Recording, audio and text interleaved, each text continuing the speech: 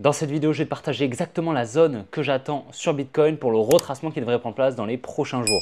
Je vais t'expliquer également pourquoi j'attends un retour dans cette zone-là, mais on verra également l'Ethereum et j'irai analyser le Dogecoin en fin de vidéo. Pour le moment, le lot protégé, il est toujours ici au niveau des 89 000 $. C'est un lot qui nous a permis d'effectuer un transfert main forte, main faible sous ce support. Donc en fait, tout simplement, il y avait énormément de liquidité. C'est ce qu'on va appeler une liquidity pool, donc sous ce support des 90 000. On est venu le liquider, on est passé en dessous tout simplement. Donc on est venu récupérer beaucoup de stop loss d'ordre à l'achat. Donc tout simplement, beaucoup d'intervenants qui étaient rentrés comme ceci à l'achat avec un stop loss sous le support qui sont venus donc être sortis. Ce stop loss ici, c'était un ordre en vente étant donné que pour rentrer dans un long, tu achètes, d'accord, mais pour sortir de ton long, il va falloir que tu vendes. Donc ici, il y avait donc des stop loss, donc des ordres en vente, mais tu as également énormément d'intervenants qui sont venus vendre, donc sell stop, tout simplement, ils sont venus vendre au marché, tout simplement ici, sous le support, à la cassure de ce support, avec pas mal de momentum. En plus de ça, il y a une grosse mèche, tu vois. Et donc forcément, il y avait énormément d'ordres en vente qui étaient placés juste ici. C'est donc ce qu'on va appeler une liquidity pool d'ordres en vente, donc une piscine de liquidité d'ordre en vente, des sell side liquidity tout simplement en anglais, qui signifie tout simplement des ordres en vente. Ces ordres en vente, ils ont permis à la smart money en face, grâce à cette contrepartie, de racheter tous ces ordres tout simplement grâce au jeu à somme nulle des marchés financiers. Pour un acheteur, il faut un vendeur. Là, en l'occurrence, la smart money voulait acheter. Il a donc fallu des ordres en face en vente qui ont donc été injectés par la dumb money qui a été incitée par justement à intervenir par ce support justement. Donc là, on a eu le transfert main forte, main faible. Le lot protégé est donc ici étant donné que c'est ce lot qui a permis la cassure ici de ce high, d'accord. Donc le lot protégé est bien aux 89 000 $ environ, d'accord, 88 500. Tant qu'on est au-dessus de ce high, on est haussier et on peut donc anticiper des plus hauts. Si on va voir un petit peu à court terme pour voir un petit peu quel scénario on pourrait anticiper, on voit bien ici énormément de liquidité à plus court terme. On va descendre un petit peu. On voit beaucoup de liquidité juste là, donc énormément de high. Tout ça là, tous ces highs qui n'ont pas été liquidés comme tu vois. Donc là, on est venu liquider une partie de tous ces highs et cette trendline, d'accord. Donc voilà, mais c'est quand même intéressant ici de repérer tous les highs qui restent ici. Il y a énormément de stop loss au niveau de ces highs, donc c'est beaucoup de liquidités qui sont intéressants à prendre en compte lorsque justement on repartira. Ça amènera pas mal de volatilité comme on a pu le voir là sur les dernières heures. Tu vois, on a eu une grosse mèche, une grosse bougie bleue, tu vois, ce qui signifie que le marché a augmenté très fortement dû justement à tous les highs qui viennent être liquidés. Au-dessus de ces highs, il y a beaucoup d'ordres à l'achat étant donné qu'il y a beaucoup de stop loss d'ordre en short et donc ça rajoute de la pression acheteuse sur le carnet d'ordre. Ici, on voit bien une liquidity pool d'ordre en vente encore une fois ici là avec cette trendline haussière. Donc il y a énormément d'intervenants qui viennent se placer au contact de cette trendline juste là tout simplement et donc forcément, d'accord, mais même là, d'accord, tout du long en fait, et vient mettre son stop loss tout simplement sous la trendline. C'est pour ça qu'il y a énormément de liquidité au niveau de cette trendline, donc juste en dessous, et c'est pour ça que j'anticipe selon moi la probabilité qui est assez haute qu'on vienne au moins liquider cette grosse trendline haussière. Donc ça peut se faire de différentes manières. Soit on a, tu vois, une petite structure comme ça, on vient récupérer toutes les liquidités et à ce moment-là, on vient casser la structure, tac, et on repart à la hausse, c'est possible. Ou sinon, on vient continuer une petite structure baissière comme ceci. On revient ici dans la demand. Donc la demand au niveau des 95 000 $. Donc je vais essayer de te la montrer en higher time frame. Comment est-ce que j'ai fait pour la tracer? Voilà, j'ai tout simplement pris tout ce mouvement baissier, tu vois, toute cette mèche ici, donc qui n'a pas été mitigated. Pourquoi je te dis que ça n'a pas été mitigated? Tout simplement, la smart money n'est jamais revenue, ça veut dire ça. Et la smart money n'est jamais revenue dans ce bloc pour refermer les ordres négatifs, tout simplement parce qu'ici on voit bien de la faible gap ici, donc de l'imbalance entre ce high et ce low, ce qui signifie que le prix n'est jamais revenu dedans et donc pour moi il y a de fortes probabilités qu'on y revienne. Ok, donc c'est pour ça, pour moi, je pense, j'anticipe ici un mouvement baissier pour venir récupérer cette demand et à l'intérieur de cette demand, donc une fois qu'on sera dedans, ou peut-être comme je te dis, donc peut-être que ça se fera ici, c'est pas un problème. Dans tous les cas, je vais attendre ici un changement de structure pour potentiellement rentrer sur le marché. Donc un changement de structure, c'est quoi? C'est simplement un high qui vient être cassé, tac, pour par la suite continuer des plus hauts. Donc on peut potentiellement rentrer ici au changement de structure. Et encore plus pertinent, c'est si j'ai eu une petite accumulation ici qui prend place, ce serait encore plus intéressant.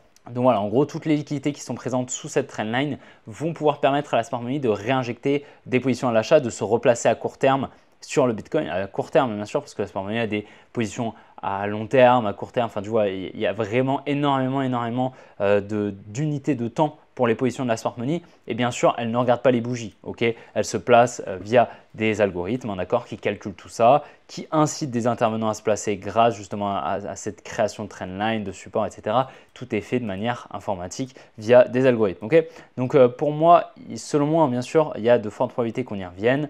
Maintenant, voilà, on verra ce qui se passera dedans. En tout cas, très content qu'on ait bien timé ici cette accumulation qui avait pris place et la liquidation de ce support qu'on attend déjà depuis plusieurs semaines. Pour le moment, le billet est en train de s'exécuter et tant qu'on ne vient pas casser ce low, je resterai haussier, du moins la structure le saura. Donc, par conséquent, je resterai haussier. Ok, étant donné que je vais définir ma tendance via la structure de marché. Si on regarde vraiment ce qui se passe à très court terme, on voit bien ici pas mal de liquidités qui viennent d'être accumulées. Tu vois, on a ce premier lot ici, on ne vient pas le liquider, on ne vient pas le liquider. Tu vois, on vient liquider aucun des lots, donc alors qu'il aurait été bien plus intéressant qu'on fasse quelque chose comme ça. Tac. Bien sûr, c'est des probabilités, hein. On peut potentiellement repartir maintenant, ce n'est pas impossible.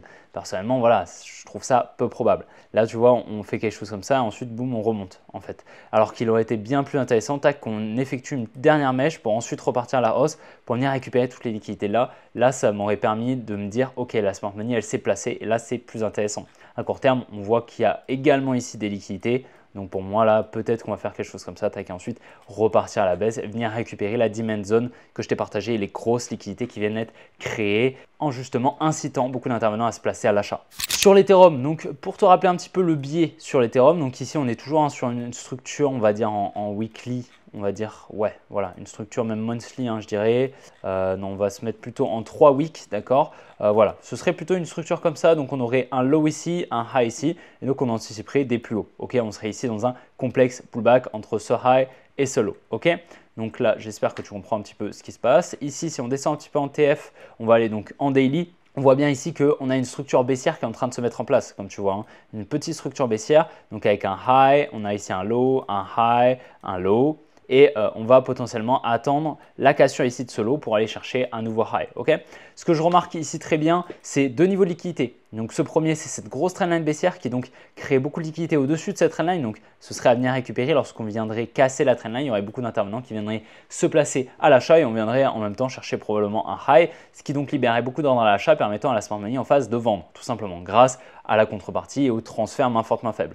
Ici, on voit bien une trendline haussière, donc pareil, il y a beaucoup de liquidité au nord. Donc là, il y a deux zones de liquidité, ici d'ordre à l'achat, ici d'ordre en vente. Ok, donc voilà, il faut surveiller un petit peu. Si on vient liquider dans un premier temps au nord, il y aura de fortes probabilités par la suite d'aller liquider le sud et vice versa. Si on va liquider le sud, il y aura de fortes probabilités par la suite d'aller chercher plus haut. Ok, là, on voit bien le protected high, il est juste ici, d'accord. Donc tant qu'on ne vient pas le casser, on est baissier à court terme, enfin à court moyen terme en daily, quoi. Ok. Donc si on vient le casser, par contre, on passera haussier. D'accord, tu as bien compris. Donc selon moi, si on vient à liquider la trendline, on ne viendra pas casser ce high, on viendra simplement liquider la trendline pour par la suite récupérer la demand zone qui est juste en dessous. On voit bien ici une demand zone intéressante au niveau des 2700. C'est une demand zone super intéressante. Regarde, si je prends le profil de volume à gamme fixe juste ici, voilà, tac, je vais tracer ici dans toute cette accumulation, on va prendre tout ça et on voit bien ici que le point, le POC, là où il y a eu le plus de volume injecté sur le marché, donc là où la smart money a eu le plus de contrepartie, c'est pile dans la demand. Donc selon moi, elle viendrait protéger ses positions à l'achat et donc je pense que ce lot serait protégé. Dans tous les cas, je pense qu'il y a de fortes probabilités de venir ici récupérer cette demand pour effectuer la mitigation. On voit bien ici, on va se mettre en weekly, voilà, en weekly c'est parfait, on voit bien ici toute cette fair gap ici en vert, tu vois bien entre ici ce low et ce high, on n'est jamais revenu dedans, donc ça veut dire qu'il y a de fortes probabilités d'y revenir. Pour moi c'est vraiment plutôt intéressant, si justement on vient liquider dans le premier temps la trendline haussière, tac, je chercherai potentiellement une distribution pour venir shorter ici à court terme et venir récupérer un petit peu plus bas, surtout les liquidités au sud, là tu vois cette petite trendline là qui est quand même super intéressante et qui apporte de la confiance justement sur le biais baissier à court moyen terme en daily, d'accord, le biais baissier daily. Par contre on a quand même un biais aussi en higher time frame et donc forcément comme tu le sais, hein, les structures elles s'emboîtent, hein, c'est-à-dire que la petite structure, tac, tout simplement elle va venir exécuter la plus grande structure qui est haussière, d'accord. Donc qu'est-ce qui va se passer par la suite pour la plus petite structure? Bah, tout simplement il va se passer ça, tac, on va venir la casser et puis par la suite on va continuer la structure haussière étant donné que c'est la higher time frame qui vient dicter la lower time frame et c'est la lower time frame qui vient exécuter la higher time frame. Donc comme tu sais, un lower time frame ça veut dire la plus petite time frame, mais pas la plus petite toute petite, hein, mais simplement une time frame en dessous, ou voilà, en fonction. C'est en gros une time frame, c'est en gros une time frame en dessous de laquelle tu es en train de parler. La higher time frame, c'est la time frame au-dessus, hein, tout simplement. D'accord? Donc quand je te parle de higher time frame, généralement on est sur la time frame au-dessus dans laquelle je suis actuellement. Imaginons là je suis en 2 heures. Si je te parle de higher time frame, ce sera potentiellement la 4 heures ou la daily. Ok? Sinon, en très haut time frame, je pourrais te dire ce sera la weekly. D'accord? Donc voilà ce que j'attends sur l'Ethereum. En tout cas, on voit bien ces deux zones de liquidité qui sont très intéressantes. Pour moi, il y a de fortes probabilités d'aller les récupérer. On voit bien ici d'ailleurs également une nouvelle trendline là qui vient être créée à plus court terme. Donc assez intéressant. Il va falloir surveiller un petit peu tout ça. Mais pour le moment, le biais à moyen terme est baissier avec un high au niveau des 3750 $. Sur le Dogecoin, donc super intéressant. Ici, on avait eu le top avec cette distribution, tu vois, avec ce high, j'attendais la liquidation. On est venu la récupérer, puis on avait eu le changement de structure. Ok? Donc c'était super intéressant. C'était une distribution qui a pris place avec donc les liquidités également qui étaient là, qui étaient donc au niveau de la tiers, avec donc ce buying climax, l'automatic rally, plusieurs ST juste là qui viennent créer une trendline, une résistance, d'accord, comme tu veux. Puis on vient récupérer les liquidités ici avec le Uptrust, le UT. Donc en gros, on était venu récupérer ici ce high. Donc très bien. On avait eu le changement de structure qui a pris place, on est venu retracer très légèrement, on est venu récupérer toutes les liquidités. Et donc là, je t'avais partagé, ouais, c'était un moment, hein, ça devait être par ici, d'accord, cette supply juste là, donc cette supply zone, en gros, ce mouvement haussier, tu vois là, ici. Tu vois, on voit bien ici, ce mouvement haussier là, et c'était celui-là que j'avais marqué.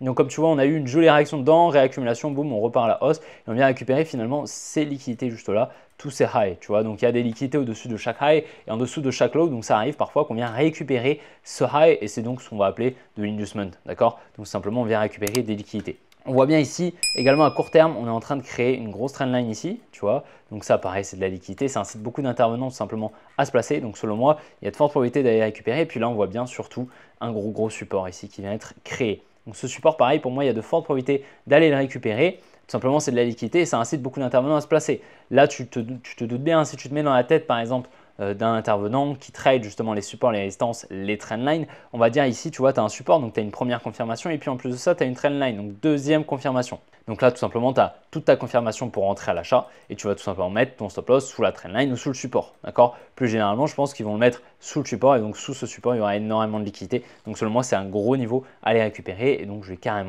vais mettre une petite cible comme ceci. Pour moi, ce niveau au niveau des 29 centimes environ sur le Dogecoin, c'est une zone à venir récupérer avec de fortes probabilités. On voit bien ici toute la liquidité qui a été récupérée. Donc là, on a eu un transfert main forte, main faible. La The Money est venue émettre des ordres à l'achat ici. En face, la Smart Money tout simplement a vendu. Donc ici, pour moi, on a un futur high protégé. Il n'est pas protégé tant qu'on ne vient pas ici casser ce low. Si on vient à casser ce low, tac, ce sera notre high protégé. On pourra même le raffiner peut-être ici, d'accord? Donc ce sera plutôt intéressant. Mais là, pour moi, on a eu un transfert main forte, main faible. Et il y a de fortes probabilités d'aller récupérer toutes les liquidités qu'on a juste ici. Et donc, on pourrait former une grosse structure baissière comme ceci, tac, voilà, une ABC si tu veux en vague d'Elliott. Personnellement, je n'utilise pas vraiment, enfin du moins je ne trade pas avec les vagues d'Elliott, mais je les maîtrise, hein, d'accord. Là, on voit bien une ABC, donc un retracement, et on pourrait avoir une 1, 2, 3, 4, 5 par la suite, avec un retour potentiellement dans une demand, si je te trouve une demand intéressante. Ouais, pour moi, la demand intéressante, ça va être celle-ci, hein, d'accord, celle-ci, ici. Si justement on retrace toute l'overextension, tu vois, on a bien une overextension, c'est-à-dire que le prix est trop étendu, d'accord, on a vraiment beaucoup de fair value gap, etc. Donc voilà, on remarque l'overextension par l'imbalance, la présence d'imbalance, on la voit bien ici, ok. Et donc pour moi, c'est cette demand au niveau des 22 centimes. On voit bien ici la présence d'une résistance juste ici, d'accord, qui avait donc permis un transfert main forte, main faible ici dans cette demand. Et donc pour moi, il y a pas mal de probabilités que ce low soit protégé. Et donc on devrait revenir faire le retracement ici dans cette demand pour potentiellement accumuler, repartir à la hausse. Ce sera potentiellement intéressant. Du moins, en tout cas, je vais au minimum attendre, bien sûr, on ne sait pas, hein, peut-être qu'on ne va pas retracer tout ça, ce n'est pas obligatoire. C'est bien sûr une entrée la plus optimale possible. Selon moi, il y a de fortes probabilités, pour moi, les fortes probabilités, c'est qu'on aille récupérer ces liquidités. D'accord? Selon moi, elles n'ont pas été créées pour rien. Et bien sûr, la zone la plus intéressante, ce sera justement ce retracement au niveau des 21 centimes environ sur le Dogecoin. J'espère que la vidéo t'a plu. Si c'est le cas, n'hésite pas à la liker et à t'abonner si ce n'est pas déjà fait. On se retrouvera demain pour une prochaine vidéo comme d'habitude. Allez, ciao les gars!